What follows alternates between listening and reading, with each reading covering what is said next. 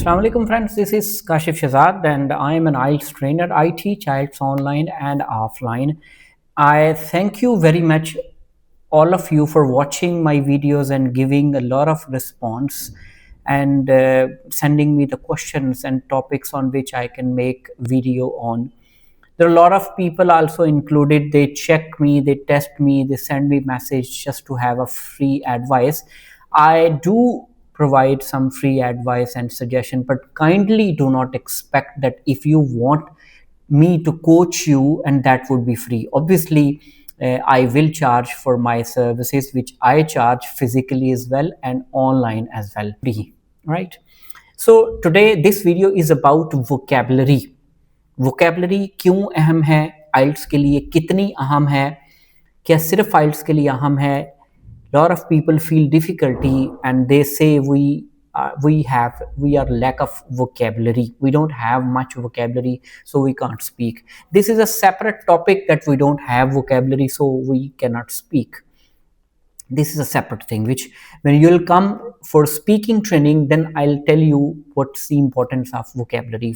For the time being, I have been asked a question, please make a video on vocabulary for reading. Before reading, why should you do vocabulary? Reading से पहले हम vocabulary क्यों करवाते हैं, या vocabulary कितनी अहम है, कैसे करनी चाहिए, और इसको कैसे इस सारे प्रोसीजर को एक्सेस करना चाहिए, रीडिंग पे क्या इम्पैक्ट पड़ता है. देखिए, कुछ लोगों के लिए शायद ये बात इतनी इम्पोर्टेंट ना लगे, लेकिन हम चूंकि मैं इसको इम्प्लीमेंट करता हूँ यहाँ अपने इदारे में, बारफल एजुकेशनल सर्विसेज में, और मैंने उसके रिजल्ट्स देखे हैं, तो मैं तो उसको ठीक ही कहूँगा, क्योंकि मैं अप्लाई करता हूँ. मेरे पास matric, FSc, bachelors, MPhil, masters, कई तरह के स्टूडेंट्स आते हैं और मैं सब पे अप्लाई करता हूँ. जो ठीक कर जाते हैं उनको मैं आगे ले जाता हूँ, जो यहाँ पे अटकते हैं उनको कुछ देर वोकेबलरी पे लेके जाता हूँ. वोकेबलरी कैसे करवाता हूँ मैं? जब आइल्ट्स के लिए स्टूडेंट आता है, असेसमेंट के बाद वो रजिस्टर होता है, तो मैं उसका आइल्ट्स का एक पैसेज देता हूँ. मैं उसको कहता हूँ इसको रीड करो, इसमें से वोकेबलरी निकालो, मुश्किल वर्ड्स निकालो जो तुम्हें बहुत मुश्किल लगते हैं, जो तुम्हें अंडरस्टैंडिंग में प्रॉब्लम पैदा करते हैं. उसके मीनिंग गूगल से फाइंड करवाता हूँ, उसके सिनोनिम फाइंड करवाता हूँ, और उसके सेंटेंसेस भी बनवाता हूँ. अच्छा, इसका फ़ायदा क्या होता है? वक्ती तौर पर कुछ स्टूडेंट्स परेशान होते हैं कि ये किहड़े पल्ले पा दिता सानू, क्या करवाने लग पड़े हैं, इसका क्या फ़ायदा आइल्ट्स में. लेकिन वो एक हफ्ते बाद रियलाइज़ करते हैं, थोड़ा मोटिवेट करता हूँ, थोड़ा उनको गाइड करता हूँ, एक हफ्ते बाद रियलाइज़ करते हैं कि ये काम मैंने क्यों करवाया था उनको. बड़ा मुश्किल है ना आजकल मानना, किसी की बात पे चलना, कि अच्छा ये पता नहीं कह रहे हैं तो चलो करके देखते हैं. कई स्टूडेंट्स होते हैं कहते हैं कि चलो करके देखते हैं, सर करवा रहे हैं. और कई ऐसे स्टूडेंट्स भी हैं जो पहले दूसरे दिन वोकेबलरी करके घर जाके रोए और अपने घर वालों को कहा जी हमसे नहीं होता आइल्ट्स. लेकिन उन्होंने भी हौसला दिया, हम भी यहाँ पे हौसला देते हैं, और ultimately they just go through reading, listening and speaking and then writing and they go through the IELTS. तो पैसेज दिया, उसकी वोकेबलरी निकाली, मुश्किल वर्ड्स उसके उर्दू में निकाले, उसके सिनोनिम्स निकाले, और उसके सेंटेंसेस बनाए. यूँ आपको सेंटेंसेस बनाने का भी पता चल जाता है. आप चैट जीपीटी से चेक करवा लें, आपने करवाने हैं तो. अगर आपने अकेले ये एक्सरसाइज करनी है, अपने सेंटेंसेस चैट जीपीटी से चेक करवाएं कि वो ठीक है, गलत है, उनमें क्या गलती है, उसको ठीक करें. कम से कम 5 पैसेजेस हम ये एक्सरसाइज करवाते हैं, कम से कम 5 passages.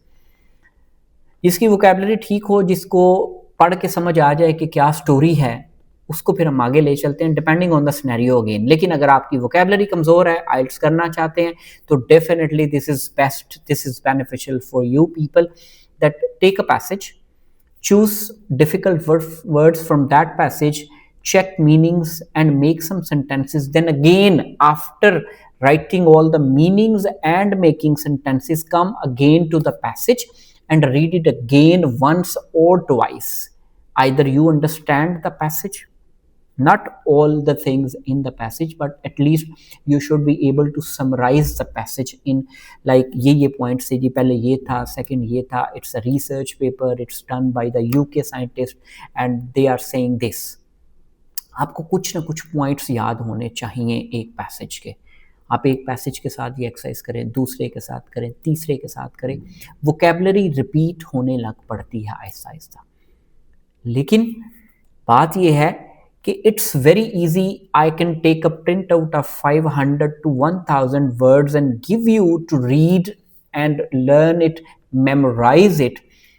This is a vocabulary, but that has no existence in your mind. Why? आपको 500,000 वर्ड्स दे दूं, आप कहाँ पे याद रखेंगे, कैसे याद रखेंगे जब तक आपको उस वर्ड का इस्तेमाल नहीं आएगा। आइल्स के पैसेज से वोकेबलरी निकालने का मकसद है कि you exactly identify where that word is being used and can be used. Is being used आपको पैसेज से पता चल जाता है कि वो कहाँ पे इस्तेमाल हुआ। विल बी यूज्ड या कैन बी यूज्ड आपको पता चलता है जब आप उसको सेंटेंस में इस्तेमाल करते हैं, तो you know deeply the understanding कि what is actually that means, कि उस वर्ड का मतलब क्या है। आपको वो मेमोराइज नहीं करना पड़ता, आपके जहन में बैठ जाता है। आप क्योंकि उसको यूज करते हो, आप उसका देखते हो। देखो मिसाल आपको बड़ी सादी सी देता हूँ कि मैं अकेला एक सिंगर हूँ, मैं गाने गाता हूँ, चाहे मैं बाथरूम में गाता हूँ, घर में गाता हूँ, उसका कोई वजूद नहीं जब तक कि मैं किसी प्लेटफॉर्म पे कुछ लोगों के साथ मिल के बाकायदा एक सिंगिंग का कंपटीशन या एक बैंड बना के एक प्लेटफॉर्म पे प्रेजेंट करता हूँ, जी ये मैंने सिंगिंग की है।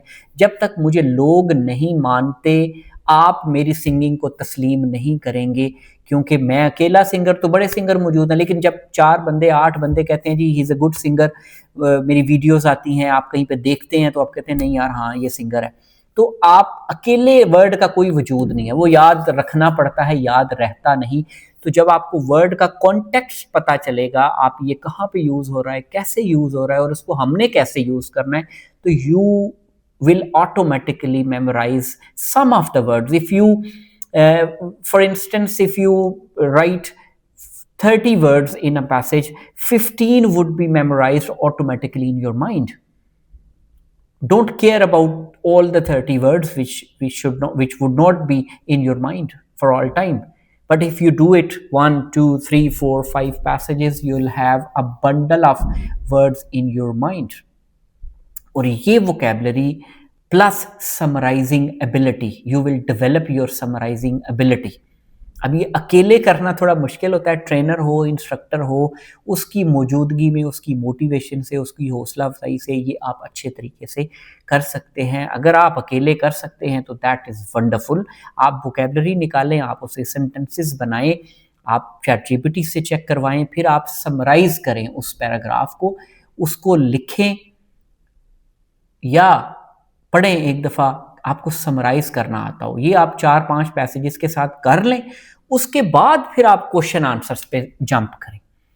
स्ट्रेट क्वेश्चन आंसर पे जंप करना और पूरा टेस्ट अटेम्प्ट करने लग पड़ना, that is a blunder many of you make. सीधा ही रीडिंग टेस्ट स्टार्ट कर देना।